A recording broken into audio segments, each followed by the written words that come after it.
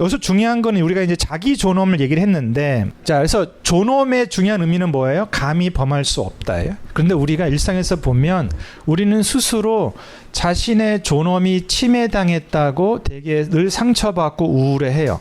제가 이제 매주 강의 가는 이제 복지관이 있는데 거기 팀장님이 이제 매주 3시간 직원 교육을 합니다. 8주간 하는데 5주차를 갔는데 지난 4주 동안 정말 늘 항상 그 교육 시간에 막 먼저 질문도 하고 의견 나고 되게 막 에너지가 넘치고, 그래서 웃으면서 팀장님 이렇게 일하시면 저녁에 집에 가면 안 힘들지 않으세요? 할 정도로 막 엄청나게 에너지 만땅이신 분인데 5주차에 딱 갔더니 3시간 내내 완전히 가만히 있는 거예요. 좀비처럼. 너무 이상하잖아요. 그래서 이제 끝나고 살짝 이제 팀장님 많이 어디 아프세요 했더니 아무 말도 안 하는 걸 때 옆에 있는 다른 이제 동료가 관장님한테 욕을 먹어가지고 지금 삐져서 저렇게 지금 말 안 하고 있다고 하는 거예요. 그러니까 이제 우리는 일상에서 그런 경험이 참 많아요. 자, 한번 보겠습니다. 내가 너무 감정이 상했잖아요. 저게 감히 뭔데 나를 함부로 대하고 무시해? 너무나 분노와 감정이 상해. 물론 때로는 우리가 거기에 대해서 우리가 아까 말한 자기 품위를 잃지 않고 또 상대를 함부로 하지 않으면서 우리가 목소리를 내야 되지만, 그러나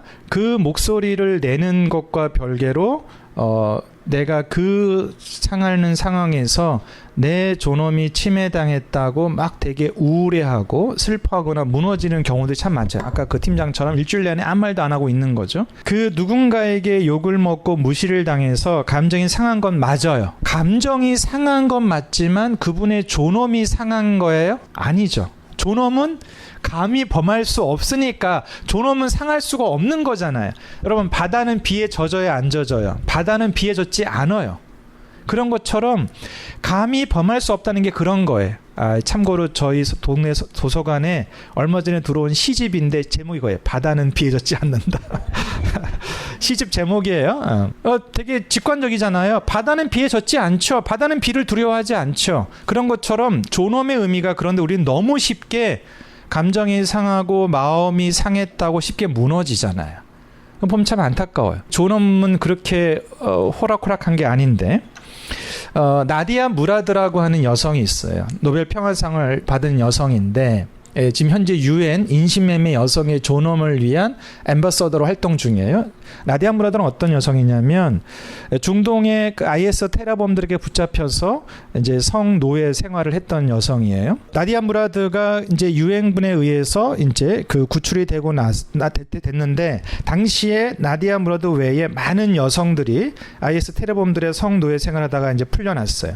다른 모든 여성들은 이제 그 고통받은 몸을 이끌고 다 고향으로 돌아갔는데 나디아 무라드 한 여성만 집으로 가지 않고 이 기자들 앞에, 마이크 앞에 왔어요. 그래서 내가 IS 테러범들의 성노예였다라고 한 거예요. 그랬더니 이제 전세 놀라. 왜냐하면 이게 이제 전쟁 시대도 그렇지만 이게 일상 속에서 그렇게 되는 게 너무 이제 충격을 받은 거예요. 그래서 유엔이 이 나디아 무라드의 그 고백을 통해서 전쟁만이 아니라 모든 국지전, 모든 테러의 모든 그 범죄의 상황 속에서 여성들에 대한 성폭력을 국제 범죄로 규정하고 이제 개입하는, 유엔군에 개입하는 국제 규약을 만들었어요. 큰 변화를 만든 거죠. 그래서 적어도 지금은 공개적으로 그 어떤 테러나 어떤 집단도 여성들을 성노예로 두지 못하게끔 이제 처벌하고 있는데, 이 나디아 무라드가 대단한 일을 한 거죠. 오늘 기자들이 질문했어요.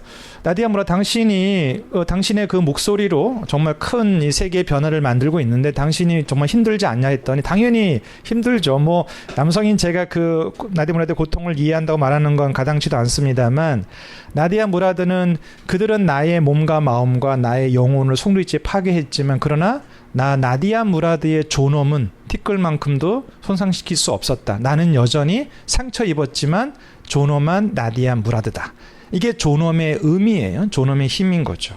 우리는 사실은 늘 누군가를 함부로 할 수 있어요. 뭐 내가 친밀하든 아니면 의도적으로 무시하든 우리는 그럴 수 있는 늘 관계 속에 있잖아요. 그렇지만 거기에 대해서 내가 상처받고 화가 날 수 있지만 거기에 무너지지 않고, 아까 말한 자기 품위를 가지고 목소리를 내는 거는 그게 자기 존엄의 힘인데요.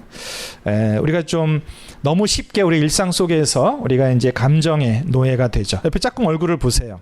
짝꿍 얼굴을 보시고 어떠세요? 그런 의미에서 우리는 존엄에 대한 늘 생각을 하고 존엄의 의미를 우리가 알고 있다고 하지만 정말 내가 일상 속에서 뭐 나디아 무라드만큼은 아니겠지만 나 양세진은 정말 내가 자기 존엄의 힘이 단단한 사람인지 아니면 조금만 나를 무시해도 바르르 떨면서 쉽게 무너지는 아주 그러니까 단순히 감정과 마음만이 아니라 자기 존엄의 힘이 궁핍해서 나를 지켜낼 수 없는지 다르잖아요. 우리가 다 고통을 받아도 거기에 무너지는 사람과 그 고통 속에서 자기 품위를 잃지 않고 자기 삶을 의연하게 살아내는 것이 그게 저는 다른 많은 내용을 설명하시겠습니다만 저는 자기 존엄의 힘이라는 용어로 얘기를 하고 싶어요. 당연히 우리는 사회적 관계 또 지금 그런 이제 기후위기 시대 지구 생태적 관점에서 상호 존엄과 우리는 생태적 존엄으로 나아가겠지만 출발은 자기 존엄의 힘이에요. 우리가 자기 존엄의 힘이 궁핍하면 상호 존엄도 생태적 존엄도 나갈 수가 없어요.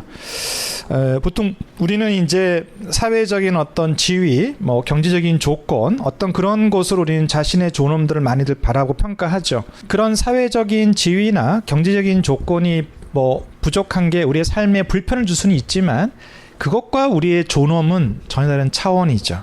존엄은 자기 존엄의 힘으로 시작하지만 거기에 매몰되어 있으면 이제 자기의 권리, 자기만을 생각하면서 이제 아까 말한 우리가 왜곡된 관계나 이제 그런 삶을 살 수 있는 위험이 있는데 그러니까 자기 존엄으로 시작하지만 반드시 상호 존엄으로 나아가고 이 상호성은 이제 인간들만이 아니라 전체 지구 생태계와의 관계로 이제 확장되는 것이 우리의 이제 자원 실천의 어떤 지향이죠. 여러분들이 꼭 무슨 생태적인 활동을 하지 않더라도 나는 여전히 내 활동이 여전히 그 한 사람과의 관계, 지역 주민과의 관계 속에 또 그 프로그램 속에 있다 할지라도 우리가 어떤 시대 속에서 하고 있는가를 망각하지 않는 게 중요하잖아요. 말씀드린 것처럼 제가 이제 도서관에 항상 주말마다 갑니다만 도서관에 가면 다 책만 보는 게 어떤 분들은 하루 종일 와서 영화만 보고 하시는 분들 계시거든요. 그런데 내가 도서관에 와서 하루 종일 영화만 보고 있지만 저도 그분들이 망각하지 않고 있는 게 있어요. 뭘 망각하지 않아요? 여기가 집이 아니라 도서관. 그래서 그분들 항상 볼륨을 이어폰으로 하면 소리가 안 나가게 하고 전화도 혹시 실수하면 울리면 바로 딱 끄고 이렇게 양해를 구하고 항상 그걸 잊지 않아요. 그러니까 내가 도서관에 와서 나는 책을 보지 않고 나는 영화만 보고 TV만 보고 있지만 저도 내가 어떤 곳에 있는가를 망각하지 않죠. 그런 것처럼 내가 어떤 프로그램이나 활동을 하더라도 내가 어떤 자원 실천 영역이 있다 할지라도 지금 우리가 어떤 세계에 살고 있고 우리가 어떤 시대에 있는가를 망각하면 안 된다. 그게 바로 이게 이제 생태적인 존엄이고요. 그런 의미에서 우리가 그 관점을 갖는 거고 자기 존엄의 뿌리를 내리고 또 상호 존엄까지 확장하고 생태적 존엄으로 가는 것을 저는 이것을 이제 뿌리 내림이라는 용어로 시몬 베유라고 하는 프랑스의 여성 철학자인데 일찍 생을 마감했어요. 2세대전 때 이제 레지스탕트 운동을 하면서 일찍 삶을 마감했는데 저도 이제 살면서 외부의 힘에 의해 뿌리 뽑힘을 당하는 경험들이 있죠. 이제 그럴 때 말씀드린 것처럼 저도 이제 그런 감정에 매몰되어서 반응을 해왔던 때도 있었고 이제 점점 저도 이제 그런 부분에서 말씀드린 것처럼 감정이 상하고 상처 입는 것은 있지만 그럼에도 불구하고 여전히 그 무엇으로 감히 범할 수 없는 존엄을 생각하면서 극복해내는 화를 참으면 병이 되지만 극복해내면 문제가 안 돼요. 그런 의미에서 좀 다릅니다. 화를 이렇게 참는 게 아니라 그것이 전혀 문제되지 않도록 극복해내는 게 이제 존엄의 힘이라고 생각하고 그런 의미에서 여전히 아마 저도 평생 살아가면서 사회적 관계 속에서는 계속 저의 어떤 감정이나 삶의 어떤 의미들이 무시당하고 폄하당하는 경우가 많을 거예요. 그러나 적어도 저 자신이 양세진 자신의 선택에 의해 내가 나의 존엄을 망각하는 일은 없도록 해야겠다. 이런 이제 고민들을 많이 하고 있죠. 그래서 아까 우리가 이제 그 상추 얘기했습니다만 이 존엄에 대한 물음은 무엇을 해주는 게 아니. 그러니까 그 무엇으로 감히 범할 수 없는 존엄을 생각하는 자원 실천은 결핍과 결여라고 하는 욕구를 파악하고 욕구를 충족하는 것과 좀 결이 다르죠. 아니 양세인 씨, 우리는 배가 고프잖아. 밥을 먹을 욕구가 있고, 내가 뭔가 집이 없으면 집을 필요한 욕구가 있고, 뭔가 어떤 것에 대한 뭐 예를 들면 뭐 더 배우고 싶은 욕구도 있고, 우리 항상 어떤 욕구, 결핍, 결여를 충족하고 해결한다고 생각하지만 그것도 하나의 삶을 보는 관점이죠. 욕구의 결핍, 결여로 보는 것. 그러나 우리가 이 존엄의 의미를 잘 생각한다면, 그러니까 내가 지금 한 끼 식사를 하고 내가 뭔가 어떤 삶을 향유하는 것이 나의 결핍과 결여를 충족하거나 해결한다고 보는 것이 아니라 내가 나의 존엄을 힘있게 살아가고 나의 존엄이 더 이상 침해당하거나 무너지지 않기 위해 살아가는 것. 그래서 이미 우리는 존엄하다는 것. 자, 우리가 지구에 이렇게 새로운 도로를 놓고 새로운 건물을 짓는 게 지구의 존엄을 존중하는 거야? 아니면 아무것도 하지 않는 게 지구의 존엄을 존중하는 거예요? 뭐가 더 지구의 존엄을 존중하는 행위예요? 단언컨대 지구의 존엄을 존중한다는 것은 지구에 아무것도 하지 않는 거죠. 그런 의미에서 우리가 이 존엄의 물음을 이렇게 충분히 직관적으로 볼 수 있는 것처럼, 여러분들이 사회적 관계에서 비록 우리는 자원 실천의 장에서 우리는 뭔가의 결핍과 결여를 충족하고 해결하고 지원한다는 것으로 사용할지 모르지만 언어를, 저는 뭐 그런 현실적인 그런 상황을 부정하는 건 아니지만 저도 우리는 거기에 매몰돼서는 안 되겠다. 그러니까 지금 누군가에게 도시락을 전달해 주는 건 이분이 밥을 먹어야 존엄하게 되기 때문에가 아니라 뭐예요? 그분의 존엄을 우리가 침해당하지 않도록 하기 위한 어떤 최소한의 어떤 접근인 거죠. 좀 다를 것 같아요. 그러니까 동일한 어떤 행위를 하더라도 결핍과 결여의 관점으로 이것을 우리가 충족해줘야 존엄하게 될 수 있어 라고 하는 건축의 과정, 그런 부분이 아니라 이미 우리 모두는 존엄한데 그분이 자기 존엄을 힘있게 살아갈 수 있지만 그럼에도 불구하고 이 한 끼 식사를 좀 잘함으로 인해서 당신의 존엄을 더 이상 침해당하거나 무시당하지 않도록 하기 위한 점에서는 좀 다르죠. 결핍과 결여가 아니라 온전함의 관점에서 우리가 이제 보자고 하는 거예요. 자, 그래서 이제 우리 생태적 존엄에 대한 얘기를 할 거예요. 아까 제가 얘기했던 것처럼 이게 이제 미셸 셰르라고 하는 생태 철학자가 한 얘기인데요. 미셸 셰르는 우리가 사회 계약론 얘기하잖아요. 우리가 선거를 통해 정치가를 선출하고 정치관의 임기 동안 그 주권자의 시민들의 안전과 소유를 보장하고 보호하고 뭐 일종의 이런 우리가 이제 계약, 우리가 식당에 가서도 내가 돈 10,000원을 내면 식당 주인은 거기에 해당하는 음식을 주고, 이게 사회 계약이에요. 우리가 사회는 그런 계약적 관계로, 거래적인 관계로 조성되어 있고 그 계약이 공정하고 계약이 평등해야 된다라는 게 우리의 이제 그동안 관점인데, 미셸 셰르라는 철학자, 생태 철학자는 이제 우리에게 필요한 거는 사회 계약을 넘어서 자연 계약, 지구 생태계와의 계약이라고 하는 것인데, 그건 이제 무슨 문서를 작성하는 게 아니라 우리의 관점을 이제 전복하는 거죠. 그런 의미에서 이 재밌는 표현이잖아요. 인간은 지구 없이 생존할 수 없죠. 우리 첫 시간에 했던 거예요.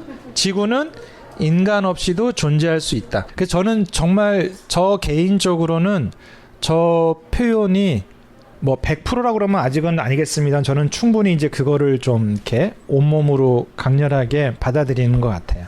정말 그동안 저도 내가 뭔가 주인으로서 지구를 보호하고 지구를 지키고 뭔가 지구를 돌봐야지, 이런 얘기를 되게 많이 하거든요.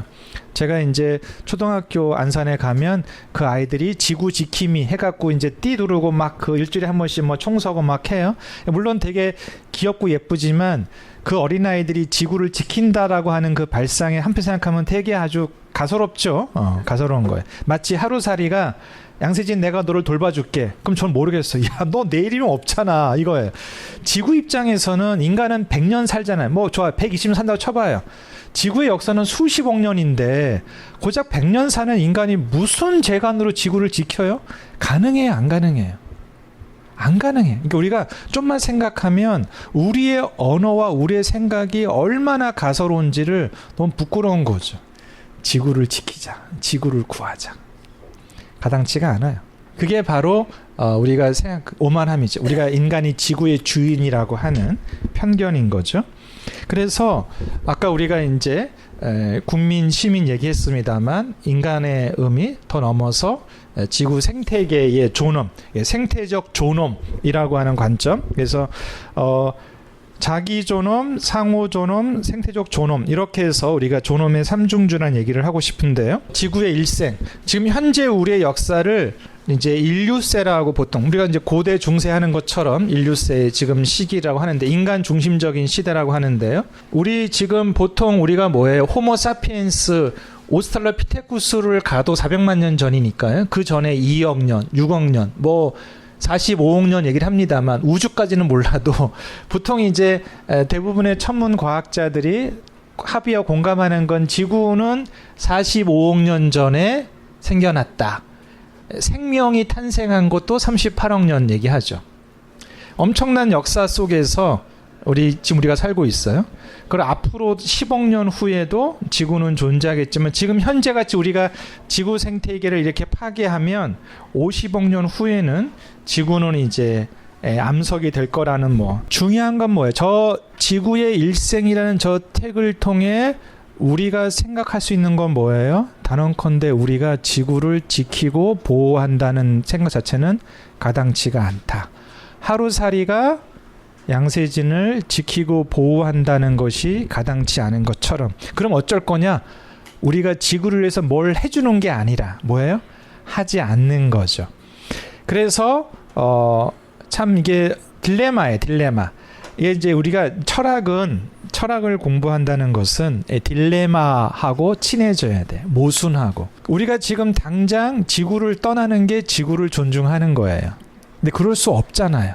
그러니까 우리의 딜레마는 우리는 계속 살아야 돼. 우리가 살아있다는 건 계속 지구의 민폐죠. 그래서 우리는 살아야 되는 거죠. 이게 딜레마죠. 이 모순이죠. 그것을 뭐예요? 외면하고 어쩔 수 없어라고 막 사는 사람과 그 모순과 딜레마에 아파하고 그걸 고통하고 그걸 고민하면서 참아 어찌하지 못하는 마음으로 살아가는 게 그게 철학하는 삶이죠. 그게 염치예요. 염치라는 건 내가 잘못을 하고 부족함이 있다는 걸 알아채면서 또 실수하지만 부끄러워하고 죄송해하고 미안해하고 살아가는 게 그 염치 있는 철학하는 삶이 그 염치. 플라톤이 그런 얘기를 해요. 신이 인간에게 이 삶을 허락하면서 두 가지의 덕목을 줬어요. 하나는 저스티스, 정의. 서로 우리가 함께 다른 사람들, 이 사회, 지구와의 공존을 하라는 세계 시민이 그런 거죠. 또 한편에서는 염치, 부끄러움을 아는 거죠.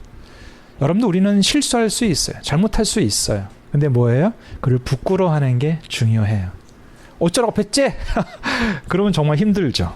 그런 의미에서 저는 우리가 생태적 존엄을 말한다는 것은 우리가 지구에 대해서 염치를 갖는 거죠. 사실은 그런 딜레마 속에서 되게 아주 고통스럽지만 아무튼 우리가 그렇다고 해서 어쩔 수 없다고 해서 그냥 외면하고 그냥 무시하고 그냥 계속 배째라고 살아가는 것과 어쩔 수 없는 모순 속에 있다는 것을 뭐예요? 부끄러워하고 안타까워하면서 어떻게 할 것인가라는 게 이제 그게 우리의 인간의 삶이죠. 제가 얘기했습니다면 우리 린 마골리스도 이제 공생자 행성에서 이제 박테리아 얘기를 했습니다만 이게 이제 제가 보는 이 생태 철학자들의 표현 속에 항상 박테리아가 나오다 보니까 그랬잖아요. 저도 제 아들한테 아들아, 아빠는 아들을 사랑해서 아들이 박테리아랑 결혼해도 아빠는 찬성할 거다라는 그런 말이 이제 그냥 물론 하나의 이제 상징적인 표현이지만 계속 이제 나오는 거죠. 저는 저 양세진과 박테리아가 뭐예요? 세임리스하지 않아요. 동일하지 않죠. 그러나 뭐예요? 지구의 입장, 지구 생태계의 입장에서 양세진과 박테리아는 다 지구에게 뭐예요? 공동으로 공존해야 되는 심조에시스해야 되는 동등한 위치를 가진 존재자라는 점에서는 동등하다는 거죠. 그래서 우리가 sameness하지 않지만 동등하게 존재해야 되는 어떤 존엄의 의미를 이해하는 것, 그것은 이제 되게 중요하죠. 그래서 우리가 우리 지구가 직접 무슨 문서를 갖고 서명하자는 게 아니라 그런 어떤 생각의 전환, 이제 어떤 존재 방식의 전환, 거대한 전환을 받아들이자라고 하는 것들. 그래서 지구와의 생태적 공존, 에코심조에시스를 인간의 권리보다 우선하는 것. 이 스티븐 샤비로라고 하는 이제 미국 철학자인데 최근에 이제 국내에 이분 책이 많이 이제 번역되고 소개되면서 저도 이제 몇 년 전에 접하게 됐는데 제목 자체가 사물들의 우주죠. 그러니까 지구 생태계뿐만 아니라 우주적인 관점으로.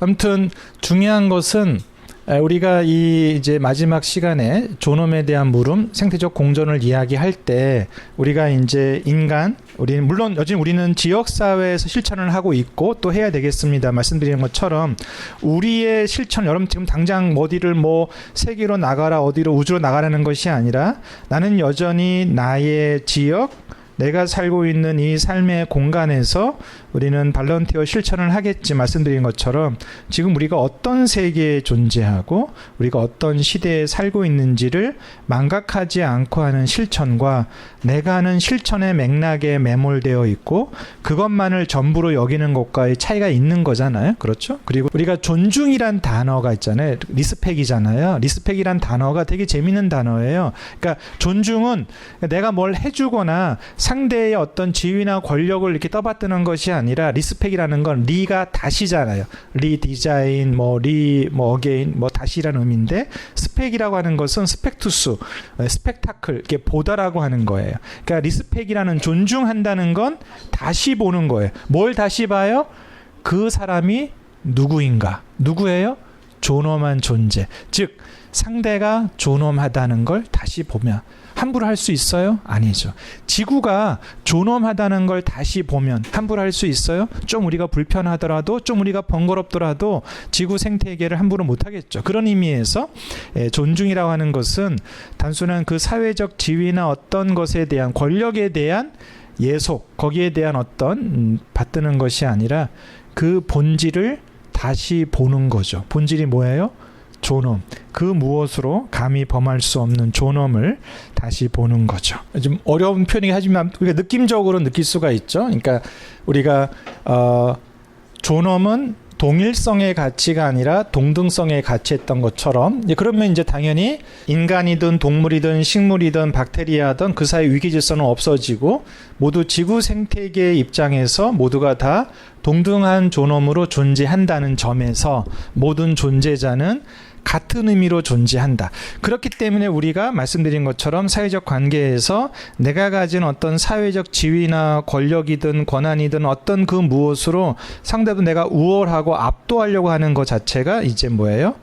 내려놔지는 거죠. 그런 의미에서 우리의 발런티어 실천은 내가 상대보다 어떤 경제적, 정신적, 신체적 어떤 것을 더 많이 갖고 있어 우리가 사회와 나누자라고 하는 그런 기존의 그런 우월적인 관점이 아니라 우리가 이 지구상의 동등한 존엄으로 생태적 공존의 입장에서 그 상대의 존엄이 적어도 어떤 이유로든 더 이상 침해당하거나 혹여라도 무너지지 않도록 함께 공존하기 위한 동등한 존엄으로 공존하기 위한 어떤 우리의 실천이라고 한다면 그러면서 뭘 도와준다, 뭐 이렇게 봉사한다, 지원한다 이런 어떤 위계적인 비대칭의 어떤 언어보다는 함께하는 것, 함께 되기, 공존이라는 점에서 조금 그러니까 여전히 우리는 도시락을 전해드리고 누군가에게 빵을 전할 수 있어요. 그러니까 형식으로 보면 우리가 뭔가를 전달하고 지원하는 행위를 하고 있지만 뭐예요? 이제 우리의 언어와 존재 방식은 함께 공존하고 함께 되기, 우리가 같은 의미로 존재한다는 그 생태적 공존의 의미를 우리가 깔고 그런 우리가 철학을 갖고 있다면 형식적으로는 여전히 뭔가를 전달할지 모르고 지원할지 모르지만 이제 그 의미는 이제 다르게 해석되겠죠. 그게 이제 철학이 있는 자원 실천의 어떤 의미인 것 같아요. 자, 이렇게 해서 우리가 오늘 존엄의 삼중주 마지막 얘기를 했습니다. 자기 존엄, 상호 존엄, 생태적 존엄에서 얘기를 했던 것 같고요. 그 자존감에 대한 질문 때문에 제가 이제 일종의 답변으로 준비한 건데 최근에 지금 한 몇 년 사이에 초중고등학교 그렇고 이제 자존감 수업, 자존감에 대한 책이 되게 많이 나오잖아요. 자존감이라고 하는 그 용어는 자기를 존중하는 감정이에요. 자기 존중. 그래서 작은 일의 성취를 경험하고 뭔가 자기에 대한 어떤 만족을 가지면 생기는 어떤 그런 자기 자신에 대한 신뢰, 자기 존중에 대한 감정이죠. 어떤 그런 의미인데 따라서 자존감을 형성하고 자존감을 단단하게 하려면 조건이 필요해요. 전제가 필요해. 뭐예요? 나 이거 잘해. 난 이거 해낼 수 있어. 자기 성취에 대한 뭐예요? 내가 경험을 갖고 자기를 신뢰하는 게 조건이 필요해. 자격이 필요해요. 여러분들 내가 수학을 포기하는데 자존감이 있어. 우습잖아요. 나는 자신 있어. 자존감이 있는 거야, 수학에 대해서. 나는 축구 잘해. 나는 피아노 잘 칠 수 있어. 난 노래 잘해. 자존감은 어떤 조건과 전제가 필요해요. 두 가지. 두 번째는 또 뭐예요? 자존감이에요. 감정이죠. 감정이에요. 근데 존엄은 조건과 자격이 필요하지 않겠잖아요. 우리가 지구에 존재하기 위해서 어떤 자격을 구비했어요? 어떤 조건을 갖췄어요? 우리는 그냥 눈 떠보니 지구인이에요. 우리가 지구에 존재하기에 우리는 어떤 자격과 조건을 필요로 하지 요구받지 않았어요. 그러니까 우리가 존엄하다는 건 그런 어떤 자격과 조건을 필요로 하지 않아요. 나는 전교 꼴등이어도 뭐예요? 존엄한 존재지만 자존감이 높지는 않죠. 그런 것처럼 자존감을 저는 부정하는 게 아니라 자존감 수업도 우리는 하겠지만 저는 제가 제안을 드린다면 우리가 존엄을 알았으니 이제 뭐예요? 우리는 자존감 공부가 아니라 존엄 공부를 하자라고 설명드리고 싶어요. 굳이 존엄을 알고 났는데도 여전히 자존감에 갇혀 있다면 그건 좀 아쉬운 거죠. 이해되시죠? 즉 우리는 미적분을 배웠는데 왜 계속 구구단만 배우고 있어요? 너무 안타깝잖아요. 그런 의미죠. 자존감은 구구단 수업이라면 존엄은 미적분 수업이다. 어떠한 자격과 조건을 요구하지 않습니다. 존엄은. 네. 자존감은 뭘 성취해야 돼요. 잘해야 돼요. 성공해야 돼요. 그러면 지난 4주 동안 정말 쉽지 않은 시간이었고 사실은 되게 좀 머리도 많이 아프고 골치도 아프고 그랬잖아요. 약간 또 좀 뭔가 이거 뭐지 약간 혼돈도 있고 했습니다만 4주를 다 또 경험하고 나니까 또 뭔가 정리되는 거 있기도 하는 것 같아요. 자, 그래서 4주 동안 함께 해주셔서 여러분들에게 정말 감사드리고 또 우리 이 4주간의 우리 이 시간이 또 여러분들의 또 발런티어 실천에 또 힘이 되었기를 소망하면서 마치겠습니다. 감사합니다. 네, 안녕하세요. 전 강남 해피경험악단 노민배입니다. 그 존엄은 그 동일성이 아닌 동등성을 강조하고 또 그 존엄은 그 상대적인 존엄만뿐이 아니라 나의 존엄에 대해서도 그 공감이 갔습니다. 그래서 그러한 것을 존엄을 생각할 때 제가 이 봉사하는 과정 또 저는 그 악단을 해서 공연하는 그런 입장에서 보면은 그동안에는 상대방 존엄이라든가 또 상대적인 존엄이라든가 이런 것에 대해서는 별로 관심을 안 가졌습니다. 그런데 이번에 강의를 들으면서 우리가 공연을 할 때 주관적인 생각만 할 게 아니라 우리 관객이라든가 또 주위 상대적인 그 어떤 여건에 대해서 같이 공감할 수 있는 그 곡명이라든가 또는 그 장르라든가 이런 걸 선택할 때 그 상대방을 생각할 수 있는 그런 거를 해야 되겠다는 데에서 그 생각을 많이 했습니다. 또 이런 기회가 있으면은 강의를 듣고 자기 성찰할 수 있는 기회가 됐으면 좋겠습니다. 네, 이상입니다.